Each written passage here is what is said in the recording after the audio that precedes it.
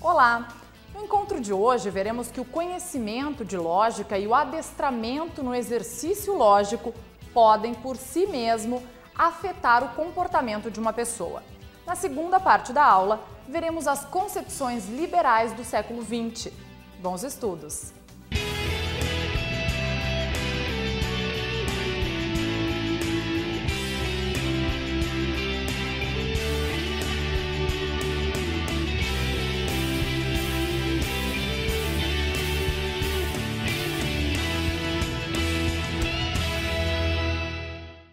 Olá! Uma pessoa que estudou lógica tende a ser mais racional e intelectualmente mais informada do que uma que não a tenha estudado. É mais propensa a questionar seus próprios preconceitos e racionalizações. Será menos influenciada pelas alegações capciosas de outros e mais competente em identificar falácias e incoerências nos argumentos.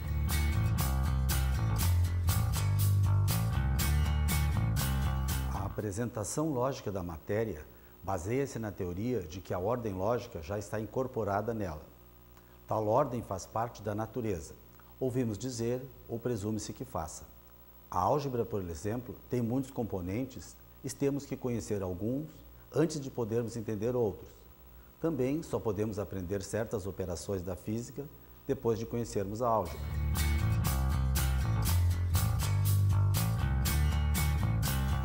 A lógica também pode ser aplicada ao ato de ensinar, entendendo-se ensinar como um modo especial de tornar as coisas conhecidas de outras pessoas. O ensino pode ser aqui considerado um sistema de ações variadas em forma e conteúdo, mas dirigidas para a aprendizagem.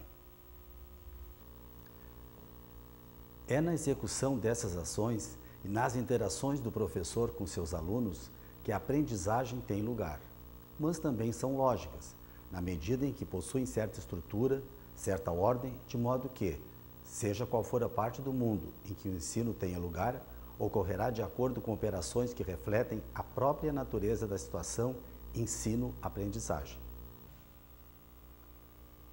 Quais são essas operações lógicas? Como podem ser analisadas? Pode-se dizer que o ato de ensinar envolve três variáveis: o comportamento do professor, que é variável independente, o comportamento do aluno, que é variável dependente, e várias entidades postuladas, tais como as recordações, as crenças, as necessidades e as inferências, que são variáveis intervenientes. A lógica usada nesse sentido não é reconhecidamente o empreendimento rigoroso que normalmente se entende quando usamos a palavra, mas envolve elementos tais como estrutura, propriedade e racionalidade, ao lidarmos com eventos do tipo de ensinar. Assim, quando concebemos o ensino como um sistema de ações destinadas a induzir a aprendizagem e analisarmos o modelo de processo de ensino baseado em tal sistema, o que se apresenta é uma abordagem objetiva do estudo do ensino. Enquanto a pesquisa sobre a eficácia dos métodos de ensino se desenvolveu anteriormente a partir de definições do sentido que refletem a preferência por um método ou outro, sendo os resultados inconclusivos, agora vemos as ações do professor como realmente são relativamente imunes aos nossos preconceitos, aptos a avaliar mais rigorosamente as forças e fraquezas de diferentes métodos de ensino.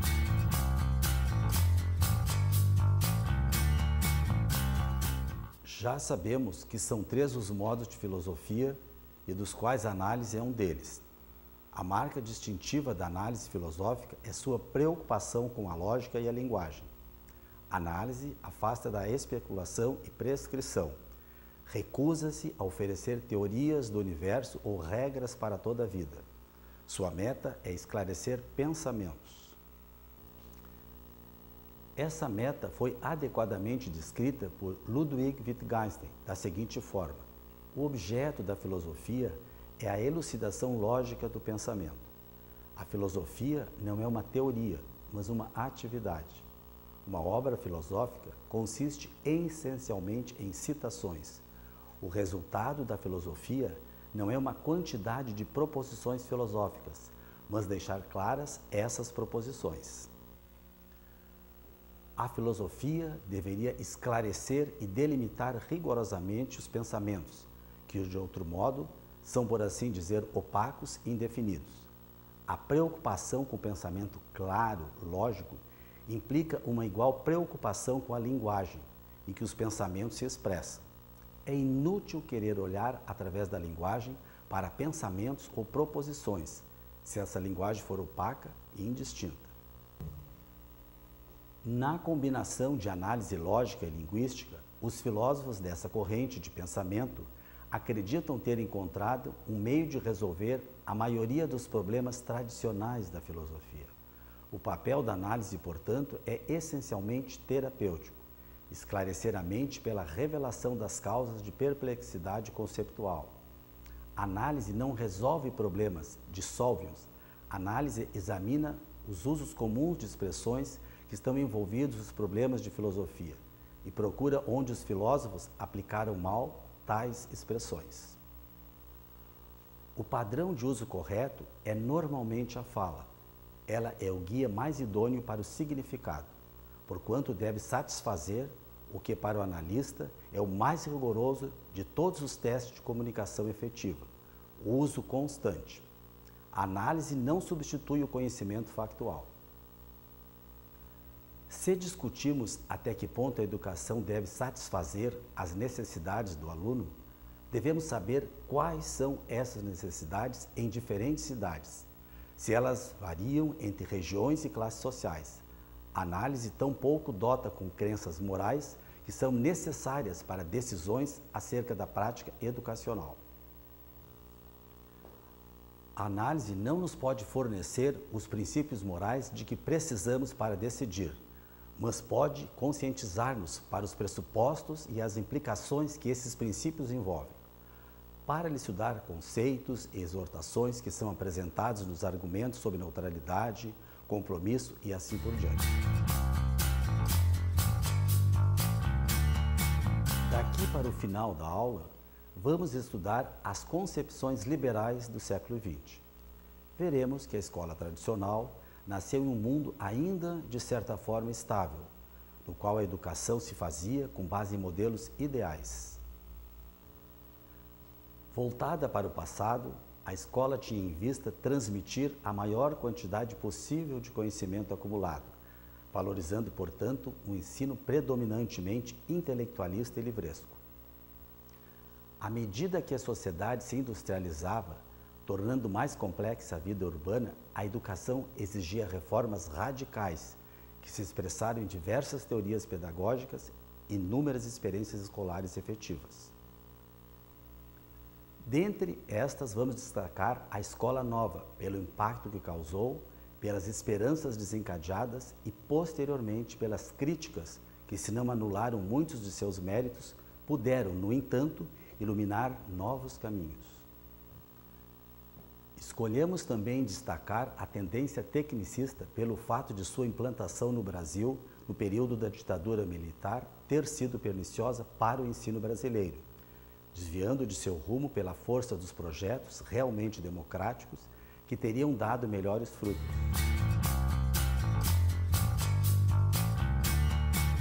Comecemos pelo legado da escola tradicional, uma vez que as teorias inovadoras, de um modo ou de outro, se posicionavam contra ela. É difícil, porém, delimitar um conceito tão extenso quanto de escola tradicional. Sob essa denominação, articulam-se as mais diversas tendências no decorrer de pelo menos 4 ou 5 séculos, desde o século XVI até o XX, período em que a escola tradicional sofreu inúmeras transformações, por conta da sua avaliação negativa, sobretudo pelas pedagogias inovadoras do século XX, é vista com desprezo na sua totalidade e muitas vezes de maneira caricaturada. A fim de evitar o risco de uma análise que nos levaria a posições simplistas, lembramos que descrevemos a didática dos jesuítas, que absorvia a disponibilidade de tempo da criança e cuidava para que ela não sucumbisse aos vícios, inculcando-lhe regras de conduta e aprendizagem baseada na memorização. É bem verdade que outros tentaram caminhos diversos e sempre houve críticas à pedagogia tradicional burguesa.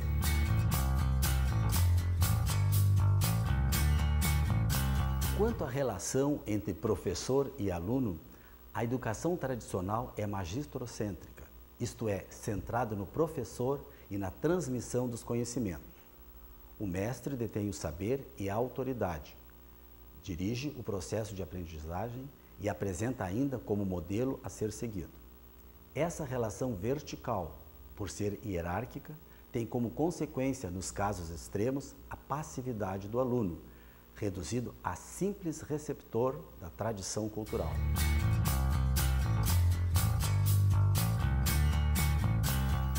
Quanto à metodologia, valoriza-se a aula expositiva centrada no professor, com destaque para exercício de fixação, como leituras repetidas e cópias. Submetidas a horários e currículos rígidos, os alunos são considerados um bloco único e homogêneo, sem atenção especial para as diferenças individuais. A avaliação enfatiza os aspectos cognitivos de aquisição de conhecimentos transmitidos, superestimando a memória e a capacidade de restituir o que foi assimilado. As provas, instrumento central de avaliação, desviam o aluno do objetivo de estudar para a vida, por estar sempre preocupado em estudar para a escola. Se de um lado o professor dá a lição, do outro a prova representa um momento de restituição em que ele toma a lição. É o que Paulo Freire chamava de educação bancária. Como o processo de verificação da aprendizagem se torna artificial, ela passa a ser estimulada por meio de prêmios e punições, pela competição entre os alunos submetidos a um sistema classificatório. Do ponto de vista epistemológico, a escola tradicional privilegia a posição empirista, que dá ênfase à assimilação por parte do aluno, do conhecimento que lhe é externo e que deve ser adquirido por meio de transmissão sem exigências de maiores elaborações pessoais. Sob o aspecto axiológico, a institucionalização da escola surgiu sob signo de uma hierarquia e da vigilância. Assim, para ser protegida, a criança se submete a um sistema disciplinar paternalista, autoritário e dogmático. Rigidamente estipuladas, as normas garantem a submissão do aluno para a obediência e a virtude primeira. A disciplina garantida frequentemente por meio de castigo corporal mantém a ordem pela intimidação, procedimento que bem pouco atrás era considerado normal.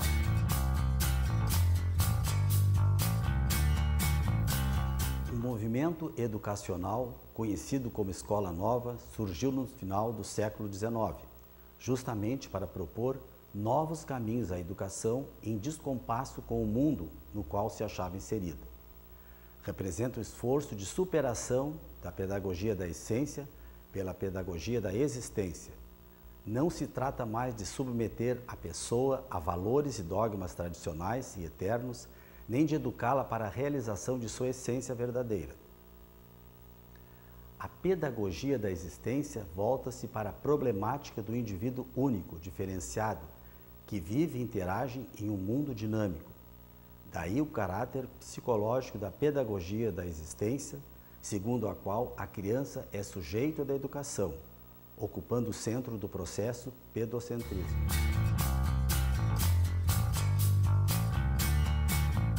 No Brasil, o movimento da Escola Nova só começou na década de 1920, com diversas reformas esparsas do ensino público. Suas ideias expressaram-se de maneira clara em 1932, no Manifesto dos Pioneiros da Educação Nova, cujos principais signatários foram Fernando de Azevedo, Anísio Teixeira e Lourenço Filho. Esse manifesto foi muito importante na história da pedagogia brasileira, porque representou a tomada de consciência da defasagem existente entre a educação e as exigências do desenvolvimento. Destacamos a contribuição do pedagogo, filósofo e educador Anísio Teixeira, responsável pela difusão das ideias pragmatistas de John Dewey no Brasil. Também realizou experiências efetivas com a criação, em 1950, do Centro Popular de Educação, conhecido como Escola Parque. Com esse projeto, pretendia desenvolver uma escola piloto que posteriormente pudesse atender alunos de todas as classes indistintamente. A ideia inicial era atender 4.000 alunos, visando a uma educação integral que incluía alimentação, higiene, socialização, preparação para o trabalho e para a cidadania. Mais tarde, participou com Darcy Ribeiro da instalação da Universidade de Brasília. Devido à influência de Dewey, Anísio Teixeira preferiu usar a expressão escola progressiva e não escola nova, denominação afinal consagrada no movimento escola novista.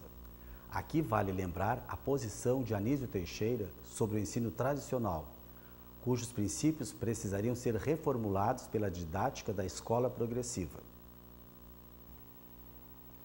Se para ele é positiva a necessidade de nos apropriarmos dos conhecimentos científicos e dos valores construídos pela sociedade, critica, porém, a maneira pela qual esse processo ocorre na escola tradicional, por meio da memorização e repetição de um saber acabado.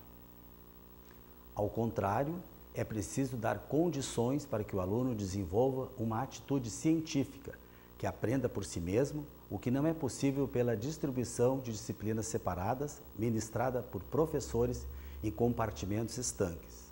A escola deveria ser o lugar de elaboração de projetos que exigem reflexão, intensa atividade participativa e que levam à conquista progressiva da autonomia e da responsabilidade do educando.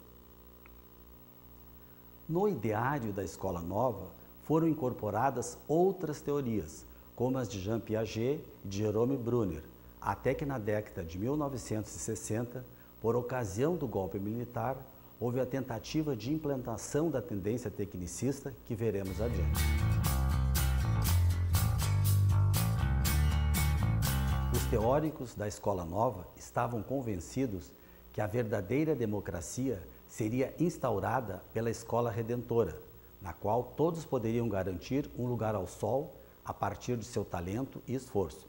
Segundo Dewey, o desenvolvimento tecnológico e a vida democrática tinham na escola um instrumento ideal, por meio do qual os benefícios da educação seriam estendidos a todos, indistintamente. A escola teria a função democratizadora de equalizar as oportunidades. Eis aí, segundo alguns teóricos, o chamado otimismo pedagógico, ou ainda a ilusão liberal da escola nova. Embora reconheçamos os aspectos inovadores da contribuição de Dewey, sobretudo quanto à oposição à escola tradicional, essa pedagogia ainda se inscreve no horizonte dos ideais liberais e, como tal, se funda na aceitação e não no questionamento dos valores burgueses. A sociedade como tal não é colocada em questão em momento algum, mas acontece nas teorias de inspiração socialista, em que, por exemplo, a noção de trabalho passa pelo crivo da análise ideológica. Sobre esse aspecto, era mais avançada a posição de Anísio Teixeira, que lutou pela instalação da escola unitária de atendimento aos segmentos desfavorecidos.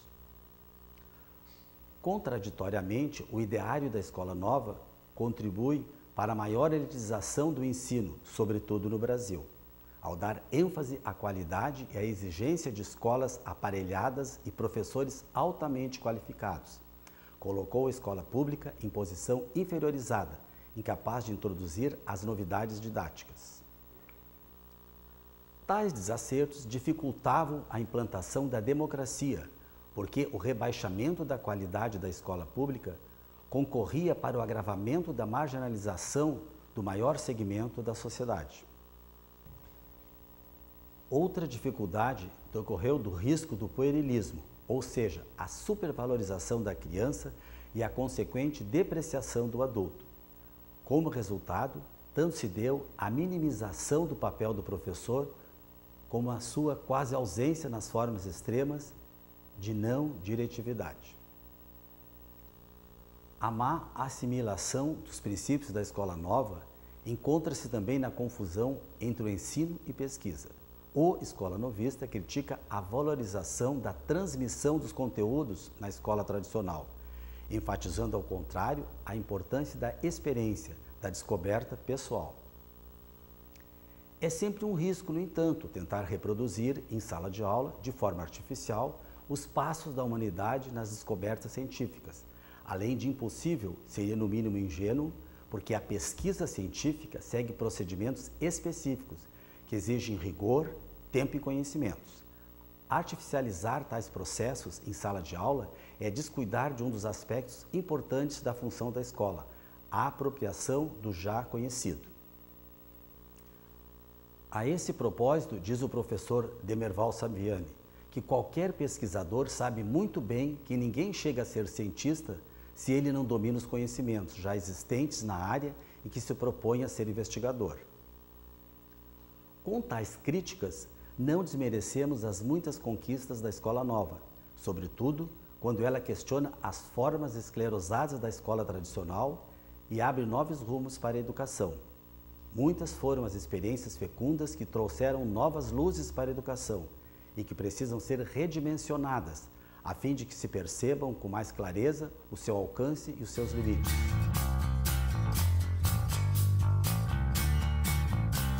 Vimos que no século XX, a escola tradicional sofre inúmeras críticas, com enfoques os mais diversos.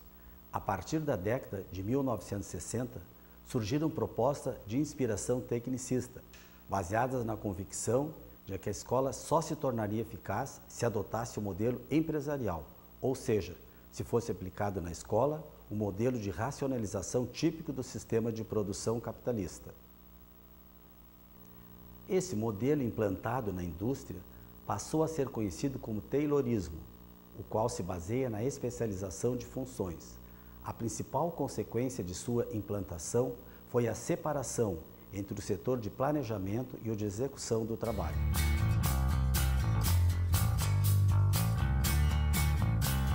De maneira genérica, vejamos as características de tendência tecnicista que visa uma escola estruturada a partir do modelo empresarial. O conteúdo a ser transmitido baseia-se em informações objetivas que proporcionem mais tarde a adequada adaptação do indivíduo ao trabalho. É nítida a preocupação com a apropriação do saber científico exigido pela moderna tecnologia. São valorizados os meios didáticos da avançada tecnologia educacional, como a utilização de filmes, slides, máquinas de ensinar, teleensino ou ensino à distância, módulos de ensino, computadores, entre outros. Nessa perspectiva, o professor é um técnico que, assessorado por outros técnicos intermediados por recursos técnicos, transmite um conhecimento técnico e objetivo. Como é de esperar, a relação entre professor e aluno exige distanciamento afetivo. Embora a prática pedagógica tecnicista não tenha esclarecido seus pressupostos teóricos, é importante que façamos estudos esclarecedores. Constatamos, então, a influência da filosofia positiva e da psicologia americana behaviorista. Como vimos, segundo o positivismo, corrente filosófica que surgiu no século XIX e teve Augusto Comte como principal representante, o objeto da ciência se restringe ao conhecimento positivo. Entende-se por positivo o conhecimento sujeito ao método da observação e experimentação, que leva à descoberta das leis da natureza. Por valorizar a experiência, o positivismo é herdeiro da tendência empirista, que no processo do conhecimento enfatiza o objeto conhecido, não o sujeito que conhece. Em outras palavras, o conhecimento é compreendido como descoberta de algo que se acha fora do sujeito, e não o resultado de uma construção. Coerente com esse princípio, o ensino busca a mudança de comportamento do aluno mediante treinamento, a fim de que ele desenvolva habilidades e adquira saberes. Herdeira do cientificismo, a tendência tecnicista busca no behaviorismo, teoria psicológica, também de base positivista, os procedimentos experimentais necessários para a aplicação do condicionamento e do controle do comportamento. Daí a ênfase na avaliação dos aspectos observáveis e mensuráveis da conduta e cuidado com o uso da tecnologia educacional, não só quanto à utilização dos recursos avançados da técnica, mas também ao planejamento racional, a fim de alcançar os objetivos propostos com economia de tempo, esforços e custos.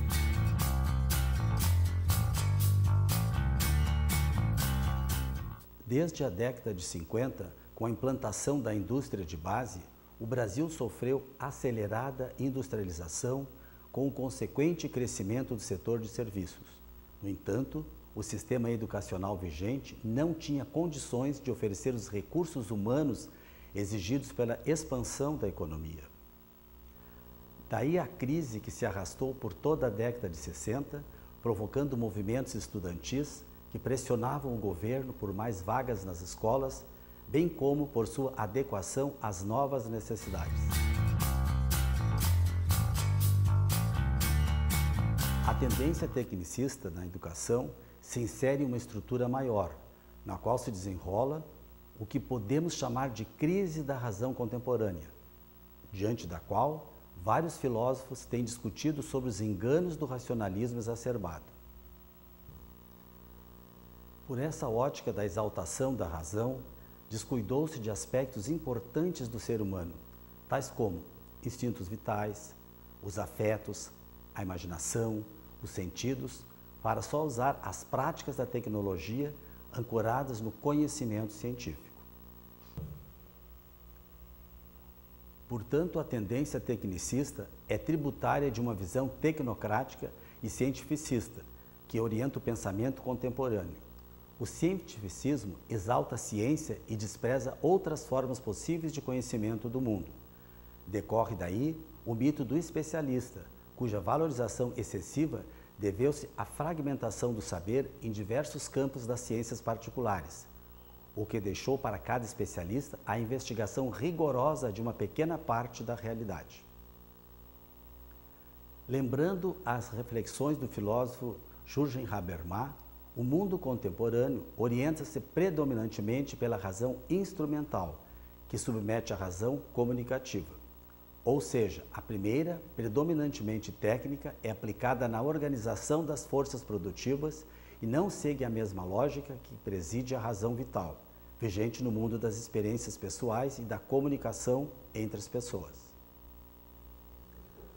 Não se deve negar a importância da razão instrumental, válida sobretudo para o desenvolvimento da técnica, mas é preocupante quando ela se expande e interfere em campos que não lhe são próprios e que deveriam ser regidos pela razão comunicativa.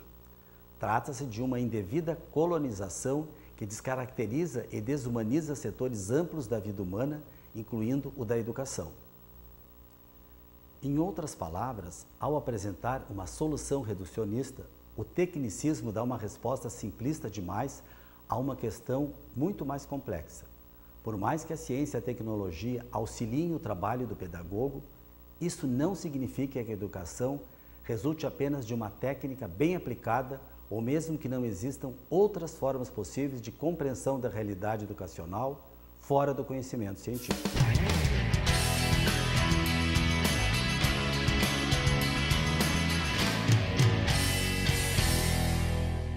O professor Ronei sugere algumas obras para melhor compreensão do conteúdo visto hoje. A Educação no Brasil, de Anísio Teixeira.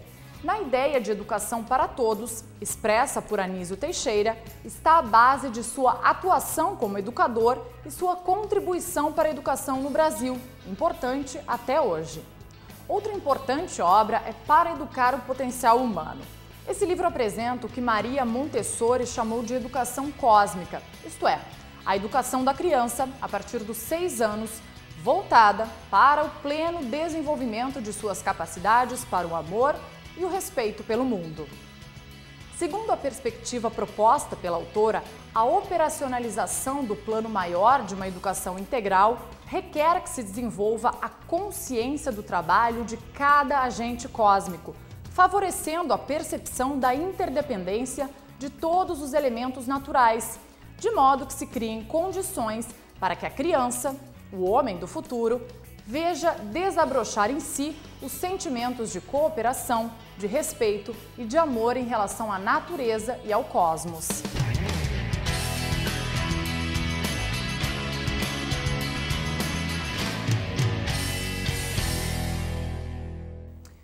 na aula de hoje que a escola tradicional, pelos costumes arraigados de encartar a educação como mera transmissão de conhecimento, costumes estes fundamentados no caráter empirista e metafísico do senso comum. A escola nova, pela sua oposição ferrenha aos desvios da escola tradicional e pela compreensão científica do comportamento infantil, permitiu a aplicação de métodos mais condizentes com a criança, não mais considerada um adulto em miniatura. A importância do escola-novismo, conforme salientou o professor Roney, vai além dos seus insucessos, mesmo porque favoreceu a abertura de outros caminhos, no entusiasmo de buscar soluções para os impasses da educação contemporânea. Quanto à tendência tecnicista, infelizmente não representa apenas uma triste lembrança, porque ainda percebemos seus fundamentos em escolas que, à maneira de empresas, crescem desmedidamente e, obedecendo a critérios de racionalidade e eficácia, padronizam aulas, tornando os professores meros técnicos repetidores de pacotes pré-elaborados.